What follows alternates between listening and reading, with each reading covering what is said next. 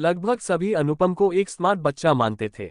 वह था भी पढ़ाई में होशियार, खेलों में बेहतर और हाजिर जवाब। सिर्फ मम्मी पापा और छोटी बहन कुमकुम को ही यह रहस्य मालूम था कि रात होते ही उसकी पमपम बज जाती है। अनुपम को अंधेरे से बहुत डर लगता था। डर भी इतना कि अंधेरे कमरे में अकेले जाने की बात तो छोड़िए, मध्यम रोशनी से भी उसे घबराहट होने लगती थी। उसके कारण लंबे समय से वे लोग कोई फिल्म सिनेमा हॉल में नहीं देख पाए थे। मम्मी पापा के बेडरूम और कुमकुम के कमरे के बीच अनुपम का सुंदर हवादार कमरा था। फिर भी रात को सोने के लिए वह कुमकुम के कमरे में घुस आता था। कुमकुम को भैया से बड़ी चिढ़ छूटती, क्योंकि अनुपम सारी रात एक बड़ा सा बल्ब नाइट लैंप की तरह जलाए रखता। अनुपम को भी अपनी इस कमजोरी पर बड़ी बौखलाहट होती। वह खुद समझ नहीं पाता था कि अंधेरे में ऐसा क्या है जिसका उसे डर लगा रहता है। राक्षस, शेर नहीं, वह जानता था कि यह सब केवल कहानियों में या जंगल में ही पाए जाते हैं। मैं नहीं जानता, मुझसे कुछ मत पूछो, यही उसका उत्तर रहता। शनिवार की शाम दफ्तर से घर लौटते समय पापा एक टेलीस्कोप प्रोजेक्ट ले आए। रविवार की पूरी सुबह और दोपहर अनुपम और पापा ने साथ बैठकर डिब्बा भर कलपुर्जों से एक पूरी टेलीस्कोप बना ली। अनुपम को इसमें काफी मजा आ रहा था। उसे अंदाज नहीं था कि रात होते ही यह टेलीस्कोप उसकी परेशानी का सबब बन जाएगी। इसका ध्यान तो उसे तब आया जब रात को खाना खाने के बाद सब लोग तारे देखने के लिए छत पर जाने को तैयार हो गए। इसका मतलब कुम्मी को भी इस योजना का पता था। अनुपम को गुस्सा तो आया, लेकिन अंधेरे का डर उससे भी बड़ा निकला। पापा कंधों से ठेलकर उसे छत पर ले गए। पापा का सोचना था कि चंद्रमा, तारे और नक्षत्रों की तिलस्मी दुनिया देखकर अनुपम उनमें खो जाएगा और उसका भय भी जाता रहेगा। लेकिन ऐसा कुछ भी नहीं हुआ। अनुपम की आंखें आकाश के नज़ारों से ज्यादा आसपास के अंधेरे को टटोल रही थीं। हवा से आकाश नीम के ऊंचे पेड़ डोल रहे थे। पीपल की पत्तियां लगातार हंसे जा रही थीं। पापा, यह सरसराहट कैसी है? अनुपम ने पूछा। हो सकता है कोई गिरगिट नींद नहीं आने के कारण चहलकदमी कर रहा हो, पापा ने बड़ी आसानी से कह दिया। आधा घंटा होने को आया। नीचे लौट चलने के लिए अनुपम की छटपटाहट लगातार बढ़ती ही जा रही थी। अब तो पापा को भी अपने डरपोक बेटे पर गुस्सा आ गया। गनीमत थी कि उन्होंने अनुपम को एक चपत नहीं लगाई। अच्छी खासी हवाखोरी की किरकिरी हो गई थी। स्नेह सम्मेलन का मौसम था। वातावरण में मौज मजे की खुनक थी। पढ़ाई पर जोर कम था। एक दोपहर क्लास टीचर कक्षा में आई और मेज पर ही बैठ गई। बिना बताए बच्चे जान गए कि आज कुछ खास बात है। एक रेडियो जॉकी के अंदाज में हवा में हाथ लहरा कर टीचर ने घोषणा की कि हम लोग पिकनिक पर जा रहे हैं। पिकनिक पूरे 2 दिन और 2 रातों की होगी। हर किसी को पिकनिक में आना जरूरी है। बच्चे तो खुशी से उछल पड़े, किलकारियां भरने लगे और मारे उत्तेजना के मेज थपथपाने लगे। इधर अनुपम के पेट में मारे डर के मरोड़े उठने लगे।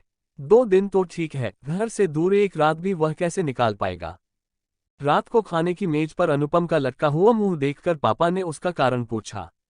पिकनिक की बात के साथ बिना रुके अनुपम ने यह भी बता दिया कि 2 दिनों तक मटरगश्ती करने के बजाय वह घर में रहकर पढ़ाई करना चाहता है। इसलिए पापा उसके लिए डॉक्टर के प्रमाण पत्र की व्यवस्था कर दे। पापा सब जानते थे कि पिकनिक छोड़कर पमपम को पढ़ाई क्यों सूझ रही है। उन्होंने कड़े शब्दों में कह दिया कि अनुपम को जाना ही होगा। पढ़ाई होते रहेगी। दोस्तों के साथ मिलजुल कर रहने के मौके बार बार नहीं मिलते। पिकनिक पर जाओगे तो 2 बातें सीख कर ही आओगे। अब तो दिन के उजाले में भी खाने खेलने से अनुपम का मन उचट गया। जंगल के अंधेरे में जो होगा सो होगा, सहपाठियों के सामने पोल खुल जाएगी सो अलग। बड़ा स्मार्ट बना फिरता था बच्चू। आखिर पिकनिक का दिन आ पहुंचा। बच्चे खुशी खुशी बस में सवार हुए। गाते हंसते शोर मचाते सब चल पड़े। अनुपम अपनी सीट पर सहमा दुबका बैठा रहा। झमझमा फॉल्स पहुंचकर उसने देखा कि जंगल के बीच में खुले हिस्से में 30-35 छोटे छोटे तंबू लगे हैं। यहीं उन सबको रहना सोना था। अनुपम अपने जैकेट के अंदर हनुमान चालीसा की पोथी भींचे हुए बस से नीचे उतरा। टीचर ने बताया कि हर तंबू में 2 बच्चे रहेंगे। अपना अपना पार्टनर चुन लो। इस बार अनुपम के सामने कोई दुविधा नहीं थी। उसने लपक कर नाहर को जा पकड़ा। सच तो उसका नाम अजीत था और वह स्कूल का जूडो चैंपियन था। दोस्तों ने उसका नाम अजीत उर्फ लान रख छोड़ा था। हिंदी के शिक्षक ने उसका नाम बदलकर नाहर कर दिया था। अनुपम का पार्टनर बनने के लिए नाहर ने हाँ तो कह दिया था, लेकिन उसके चेहरे पर परेशानी के भाव थे।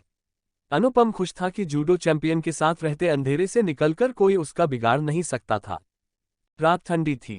खाना खाने के बाद दोस्तों की हंसी ठिठोली में शामिल हुए बिना ही अनुपम और नाहर बिस्तर में आ दुबके। कंदील बुझाए बगैर ही दोनों ने अपने अपने स्लीपिंग बैग की जिप चढ़ा ली। अनुपम इंतजार करता रहा कि नाहर अब रोशनी बंद करेगा, तब रोशनी बंद करेगा। तभी एक खरखरी फुसफुसाहट से अनुपम चौंक उठा। फिर उसे ध्यान में आया कि नाहर उससे कुछ पूछ रहा है। क्या तुम्हें अंधेरे से डर लगता है? अनुपम को अपना भेद खुलता लगा। अरे यह क्या देख रहा था वह? नाहर खुद थरथर कांप रहा था। नाहर ने बताया कि उसे अंधेरे से बहुत डर लगता है। और एक आश्चर्य की बात हुई, अनुपम ने खुद को यह कहते सुना कि अंधेरे से क्या डरना। अब वह स्लीपिंग बैग परे हटाकर उठ बैठा। यह तो अद्भुत था। अनुपम को अपने आप पर विश्वास ही नहीं हो रहा था। उसने नाहर को थपथपाकर कहा कि दोस्त, तुम तो एकदम पोंगे निकले। डरो मत, मैं तुम्हारे साथ हूँ। तुम मेरा हाथ थाम लो और बेफिक्र होकर सो जाओ। अनुपम का हाथ थामकर नाहर निश्चिंत हो गया। लेकिन तुम मुस्कुरा क्यों रहे हो? कहीं यह बात सबको बता तो नहीं दोगे? नाहर ने पूछा। तुम्हारी यह हालत देखकर मुझे ऐसा ही एक पगला लड़का याद आ गया, अनुपम ने दूर अंधेरे में ताकते हुए कहा, लेकिन वह पुरानी बात है। उद्धरण।